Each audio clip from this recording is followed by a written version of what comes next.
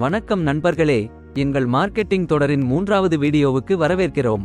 இன்று உங்கள் தயாரிப்பை எவ்வாறு அணுகுவது மற்றும் உங்கள் முக்கிய வாடிக்கையாளர்களுக்கு எவ்வாறு சந்தைப்படுத்துவது என்பது பற்றி பேசப்போகிறோம்.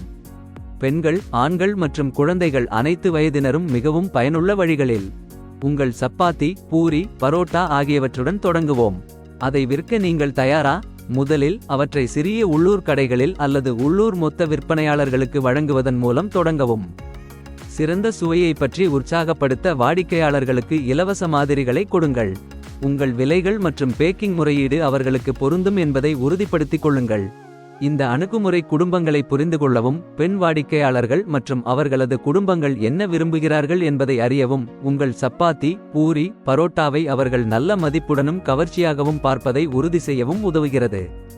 வழக்கமான வாடிக்கையாளர் தளத்தை உருவாக்கவும், பின்னூட்டத்தின் அடிப்படையில் உங்கள் சப்பாத்தி, பூரி, பரோட்டா ஆகியவற்றை மேம்படுத்தவும், உங்கள் பலம் மற்றும் பகுதிகளை கண்டறியவும் இது உங்களை அனுமதிக்கிறது.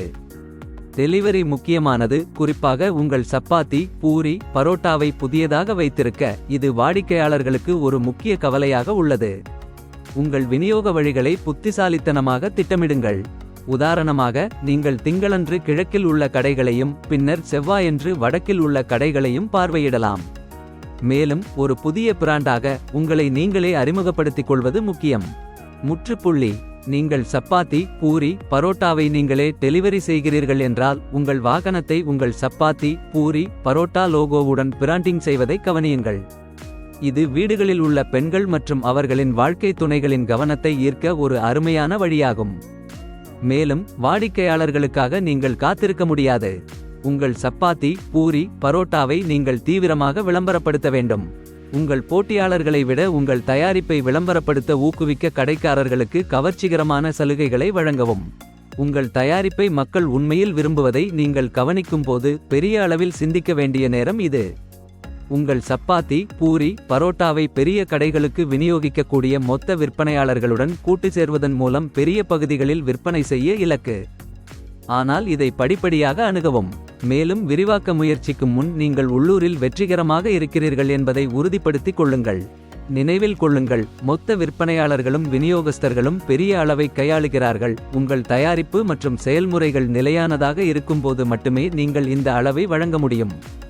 எனவே பிராந்திய மொத்த விற்பனையாளர்கள் மற்றும் விநியோகஸ்தர்களை அணுகுவதற்கு முன்பு உங்களை உள்ளூரில் நிலைநிறுத்த உங்கள் நேரத்தை எடுத்துக்கொள்ளுங்கள். இன்ஸ்டாகிராம், ஃபேஸ்புக் மற்றும் யூடியூப் போன்ற சமூக ஊடக தளங்களில் உங்கள் சப்பாத்தி, பூரி, பரோட்டாவை காட்ட மறக்காதீர்கள். வழக்கமான பதிவுகள், வேடிக்கையான கருத்துக்கணிப்புகள் மற்றும் போட்டிகள் மூலம் உங்கள் பார்வையாளர்களுடன் ஈடுபடுங்கள். கூகிள் விளம்பரங்கள் அல்லது சமூக ஊடக விளம்பரங்களை பயன்படுத்தி அதிக மக்களை விரைவாக சென்றடைவதையும் நீங்கள் பரிசீலிக்க விரும்பலாம். வீட்டில் உள்ள பெண்களை ஈர்க்கும் ரோட்டி, இனிப்புகள் அல்லது தின்பண்டங்கள் போன்ற பிற தயாரிப்புகளுடன் உங்கள் சப்பாத்தி, பூரி, பரோட்டாவை இணைப்பது பற்றி சிந்தியுங்கள். இந்த கவனம் செலுத்தும் உத்திகளால் நீங்கள் ஒரு பொருளை விற்பதை விட அதிகமாக செய்கிறீர்கள். குடும்பங்கள் விரும்பும் ஒரு பிராண்டை நீங்கள் உருவாக்குகிறீர்கள்.